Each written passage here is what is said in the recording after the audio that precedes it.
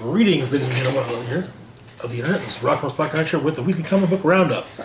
And unlike more recent weeks and future weeks, we'll actually be doing all of this week's books in one video again. The main reason being, I only picked up 4, so splitting them up into individual videos seemed like a dumb idea. So, yeah. Anywho, let's get started with History of the Marvel Universe, Issue 1. This is the first issue in a mini-series that should be coming out over the course of the next, I think it's a 5-part mini-series. Let's see. When in doubt, check previews.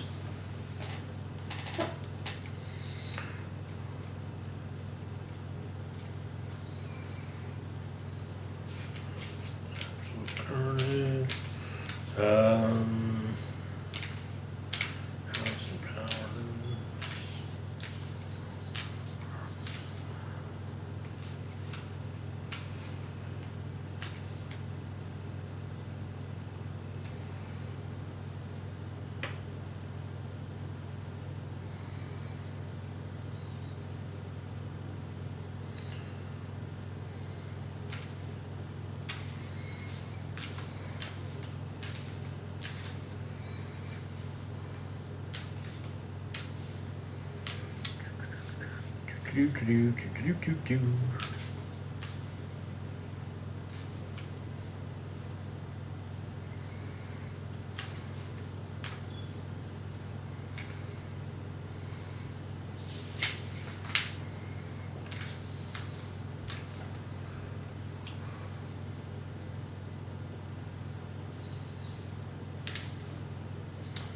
Okay, it's a 6-part miniseries. Alright.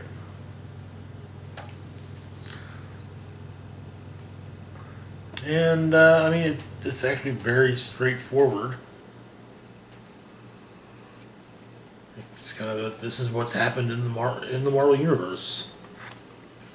Starting with the Big Bang.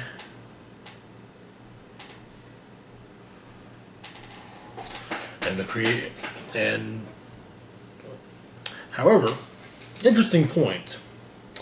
It begins at the end of time. The end of our universe. Franklin Richards and Galactus are talking, and Franklin asks Galactus to help him remember everything.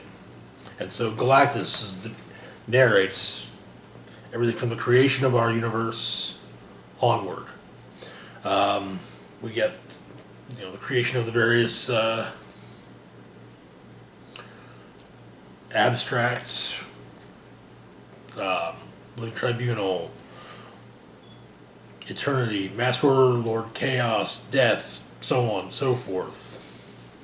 The creation of various alien races such as the Akanti, the Elders of the Universe, the Celestials, the Watchers, Eon, who a master of quantum energy tasked with appointing protectors of the universe. Eon would eventually choose Wendell Vaughn to become the protector of the universe. He would do so under the name Quasar. The Brood. Then, of course, the formation of things on Earth, including the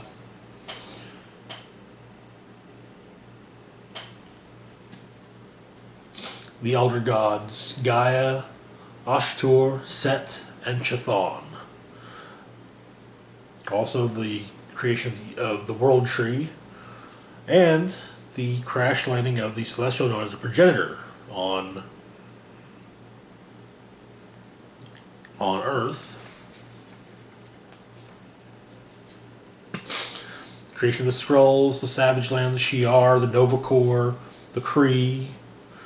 The beginning of the war between the Skrull and the Kree, as also the blue area of the moon. The Eternals and the Deviants, Odin's initial team of Avengers, the Inhumans, Varney, the sinking of Atlantis,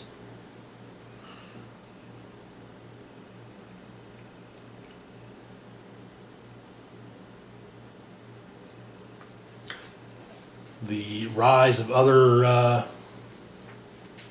gods, the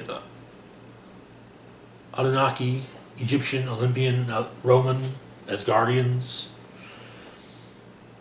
Agamotto's passing on of the titles of Sorcerer Supreme, the birth of Selene Gallio, one of Earth's first mutants, also the birth of Ulysses Bloodstone, or the man who would who would eventually be known as Ulysses Bloodstone, the Inhumans' discovery of Terrigenesis, the crash of the Vibranium meteor, the split of the Eternals between Earth and Titan, as well as the birth of Eros and Thanos, the discovery of Fin Fang Foom, the arrival of Kang in ancient Egypt,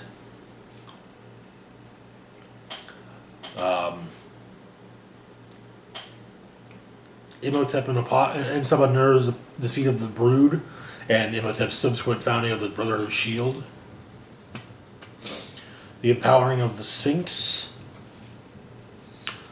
creation of the Hand and the Chaste, the birth of Thor, Tyrannus' conquest of Subterranea,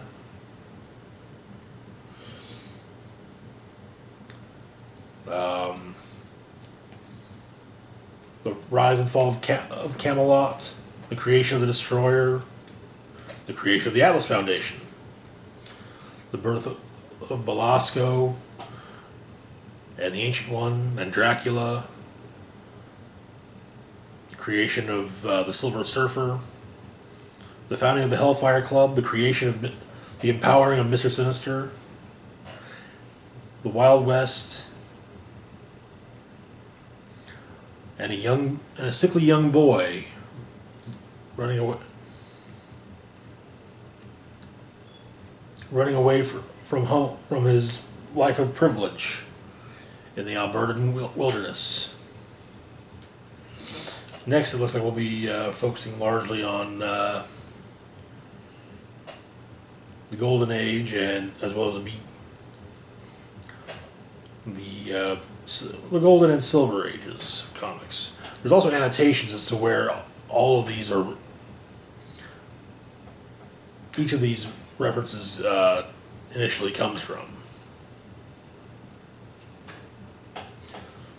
and where things first appeared, such as Yakanti, the Phoenix Force, the Brood, Galactus' origins, I should say, the Watchers, the Emkron Crystal, so on and so forth.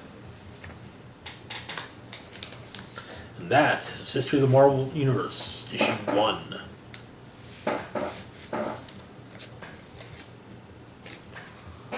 Next up, we've got Guardians of the Galaxy number 7. Where we left off, the Guardians foiled the will of Thanos, and Thanos was not reborn. And a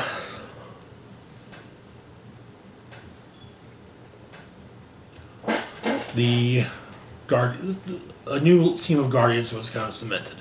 Though Peter didn't exactly get all the team members he wanted. However, he did admit his feelings to Gamora.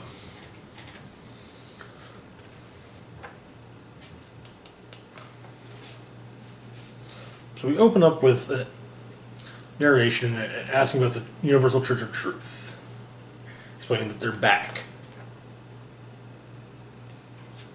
And they have unleashed the largest ship they've ever had, the Cathedral, flagship temple destroyer of the Universal Church of Truth,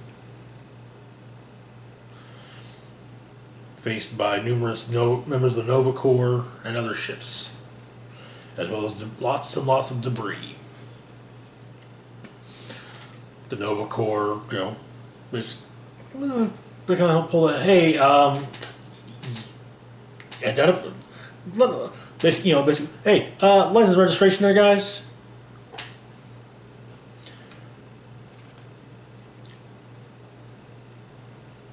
And then the Church turns its weapon on the Nova Corps members, who then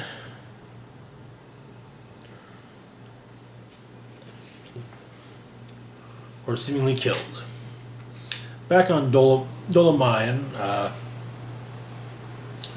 Star-Lord and Gamora have spent at least a night together. Groot comes to see them. So that there's something that Star-Lord needs to see. And also that no, Star-Lord and Gamora are not as slick as they think they are. Everyone knows they're in there together. What it is that Groot has for Star-Lord to see is a transmission from Star-Lord's father, Jason of Sparta.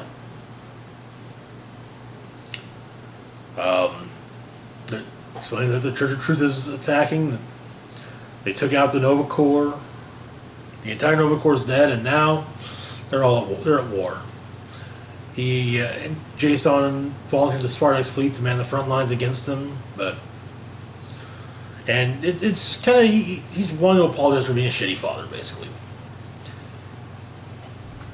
And as it ends, Jason's eyes glow purple and simply says, "Have faith." And so they make their way. The Guardians go off in search of the cathedral, which when they find it, they get aboard where the Patriarch, soon to be the right hand of the Church's resurrected Messiah, greets them. And the same tentacles that attack the Nova Corps reach out and grab the Guardians, most of them.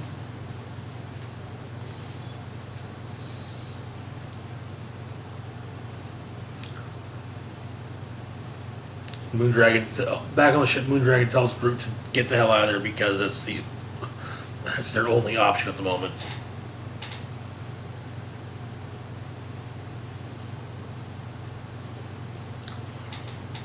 And Patriarch reveals himself to Peter to be none other than Peter's father.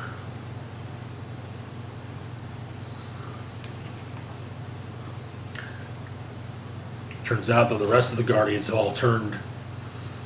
Their eyes now glow purple, and they all say one thing: have faith. It turns out, though, that all of that has been simply Moondragon explaining what's happened to Rocket. And for the first time in this series, we get a look at Rocket, who appears to be dying. Or at least have seen much better days.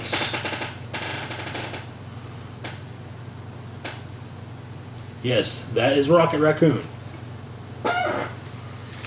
Oof. He's looking, and like I said, he has definitely seen better days. Alrighty, moving on to Secret Warps Part 4, the Arachnite Annual.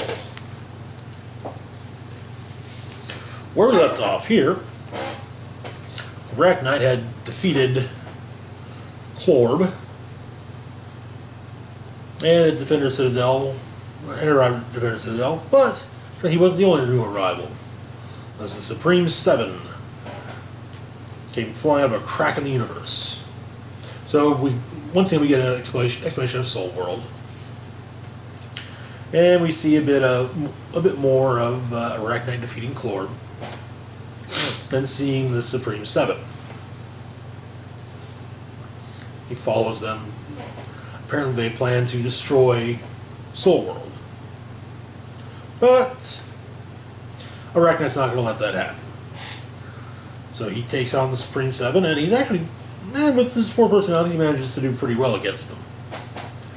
Taking down... Oh... Well... Briefly stopping...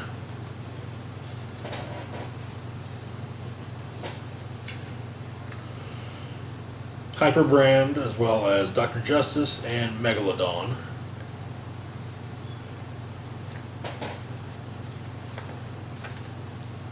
However, Nightmask is able to take him down with a gas grenade. Then he goes into Arachnite's mind and takes on the 4 aspects of Peter Parker. However, he is expelled by Kid Peter. But yeah, Arachnite comes to and continues his takedowns of the various members of the Supreme Seven. However, Codename Eagle seems to have him at dead to rights until Mystical Shield saves him, and the rest of the defenders arrive. But Hyperbrand explains that they're too late.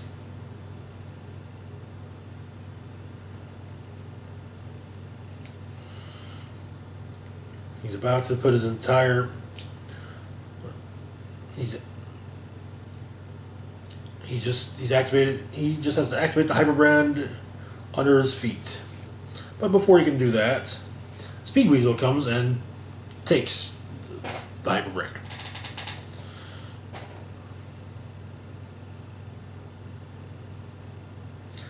And decides her name is now Star Weasel. So the members of the Supreme Seven explain who they are. And Peter puts the scientist part of him and starts to listen. However, things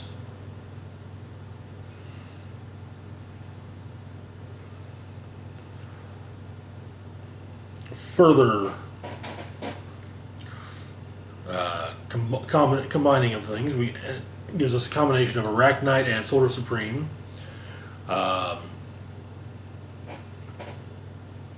Captain Peace and Weapon Hex, and Iron Hammer and Ghost Panther. So, now let's take a look at who was combined with who. Hyperbrand was a combination of Hyperion and Starbrand. Codename Eagle was a combination of Blue Eagle and Codename Spitfire. Dr. Justice was a combination of Dr. Spectrum and Justice. Megalodon was a combination of Amphibion and Mastodon. Princess Powerhouse was a combination of Power Princess and Stephanie Harrington. Blurrer, was a combination of Wizard and Blur. And Hawkmask was a combination of Nighthawk and Nightmask. The 7 and the core members of the Squadron Supreme. And of course, we also have a backup story. The Amazing Arachnite in a Terrific Tangle. So, Arachnite has infiltrated the home of the Terrific 2. After having seen them take on the Skrullfire Club.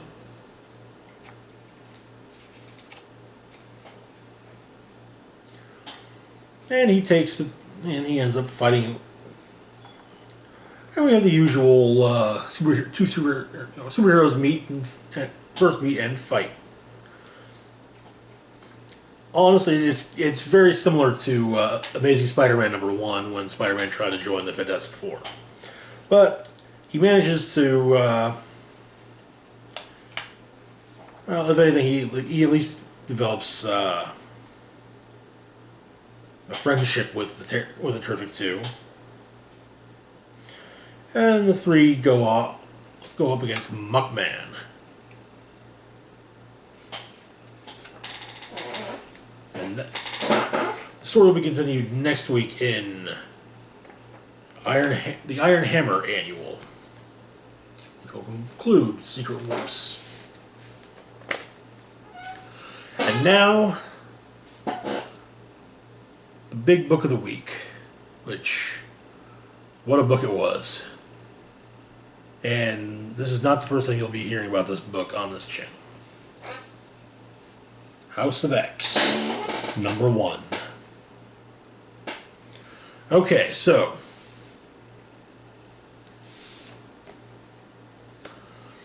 this is a new dawn for the X-Men, so we're not going to talk about what's happened initially at this point. We begin with a quote from Professor Xavier. Humans of the planet Earth, while you slept, the world changed. We see Xavier on Krakoa, the living island from Giant Size X-Men number 1. And there appear to be mutants hatching from it.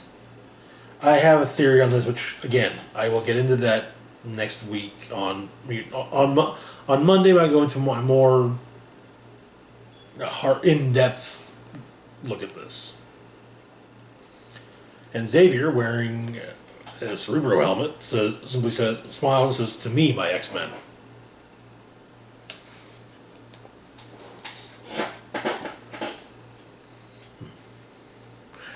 Okay, alright. So we see some panels. 5 months ago on Krakoa, 4 months ago on Westchester, 3 months ago on the blue area of the moon, 2 months ago on Mars, 1 month ago in the Savage Land, 3 weeks ago in Washington, D.C., and 2 weeks ago, the Jerusalem Habitat. Now, so some ambassadors arrive in front of the Jerusalem Habitat, discussing what's been going on. And apparently, Xavier has made an offer. A drug that extends human life 5 years, another that prevents diseases of the mind, and a third that is the most effective adaptive antibiotic the world has ever seen. However, Xavier will happily give these to the world, or at least every country who recognize Krakoa as a sovereign nation.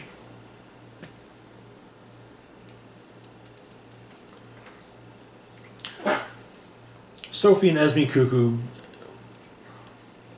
bring the gathered ambassadors into the habitat, where they meet another diplomat, though a diplomat of Xavier's, Magneto.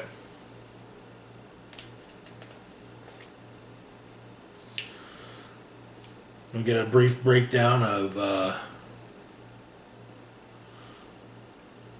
various flowers of Krakoa, which we drug L, drug I, drug M, gateways, habitat, and no place.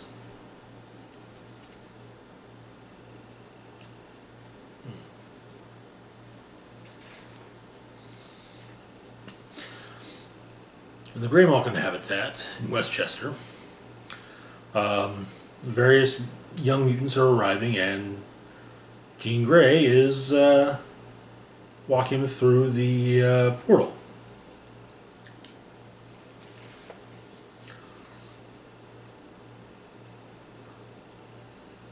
To Krakoa,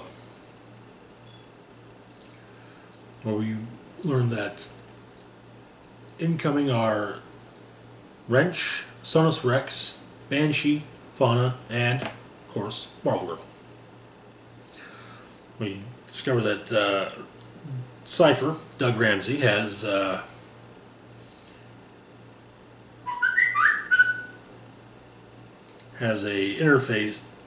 helped Sage create an interface, and he's able to communicate with Krakoa.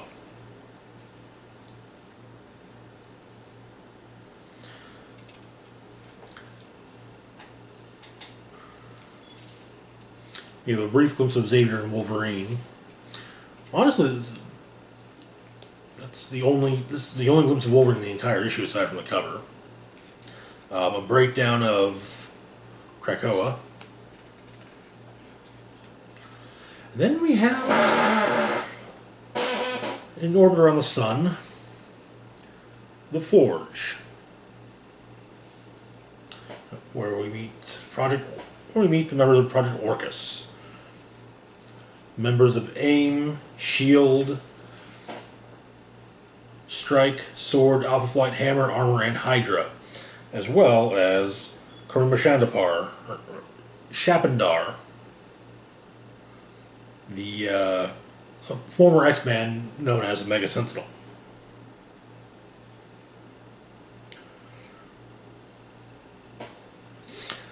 And it turns out that the Forge is built around seemingly the cranial unit of Master Mold. And that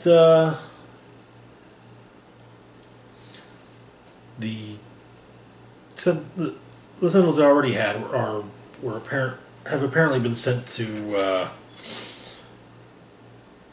or were retasked for mining duty, excavating heavy metals on Mercury. But if they need more, Master Mold would build them. Cut to a damage control facility where Sabretooth, Mystique, and Toad are working on stealing some data. But, while Toad's trying to make it look like they weren't there,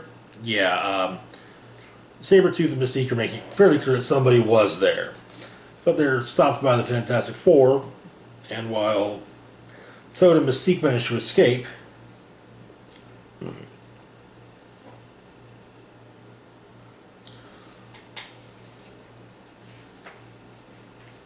Sabretooth does not.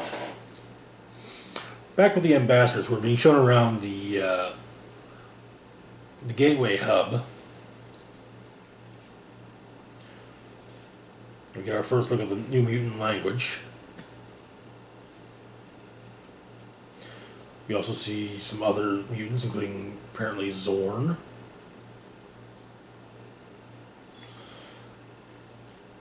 And then it's explained that only mutants are allowed on Krakoa.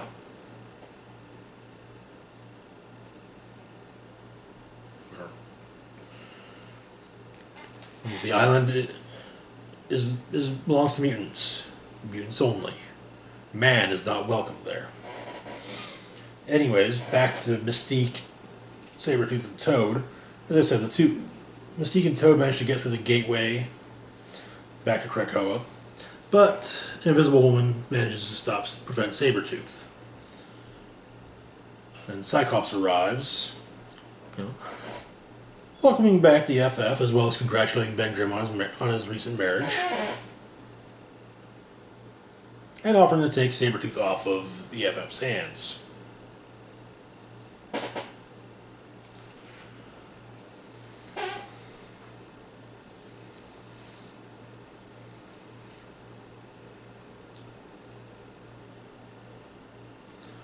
There's a bit of a standoff between the two, and when all's said and done, Cyclops says fine. The FF can keep Sabretooth. And the X-Men will deal with it some other time, some other way. This does not bode too well with Sabretooth, but and then the Invisible Woman asks Cyclops what the X-Men are thinking.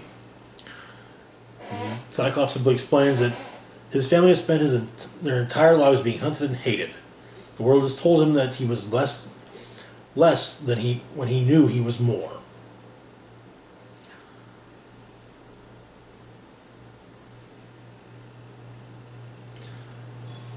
And they were, did everyone think that the mutants were just going to sit around and forever and just take it? As he leaves, Cyclops still asks that Sue greet Franklin Richards, the son of Reed and Sue, known to be a mutant. and tell him that when he's ready, he has family on Krakoa waiting for him. There's also a listing of known Omega level mutants, which again, more on that later. Back at the habitat in Jerusalem, it's revealed that the ambassadors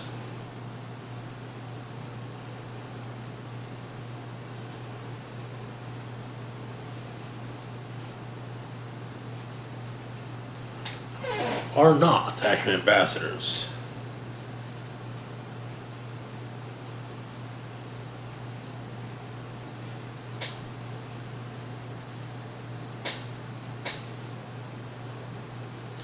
And basically, turns out that the Chinese ambassador is actually the head of the state science office, and they're eager to agree to Xavier's terms.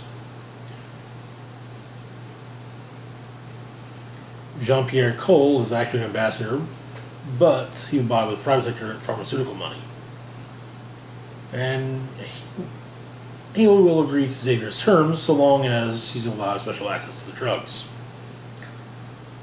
Natalia Volok is a Red Sky senior operator who would have never agreed to their terms, the mutants' terms.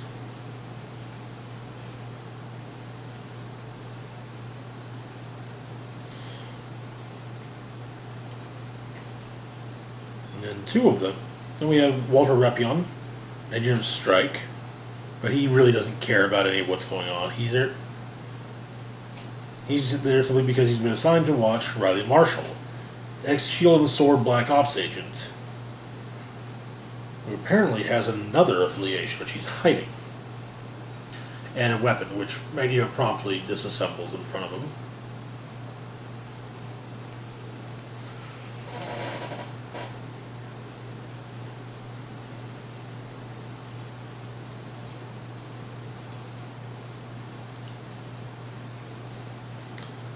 And Magneto explains how things are.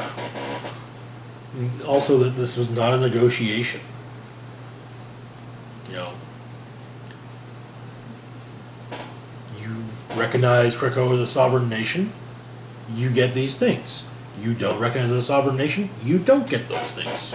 Plain and simple. And then he explains that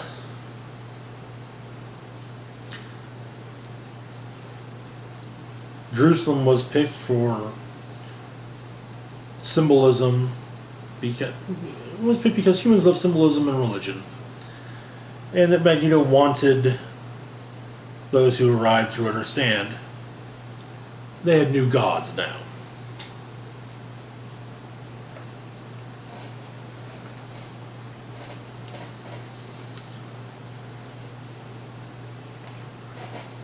And that is where the issue ends.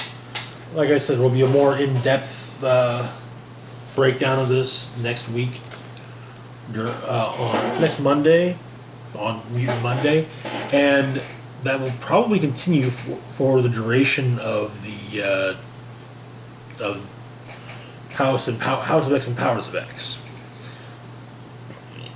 Anyway, that's it for this week.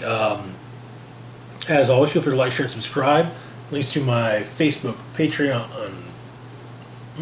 Twitter, and PayPal are in the description box down below. Oh, excuse me. Hit the bell icon to be notified when I put new content. This is Rock'n'Roll Spock signing off, saying, live long and rock hard.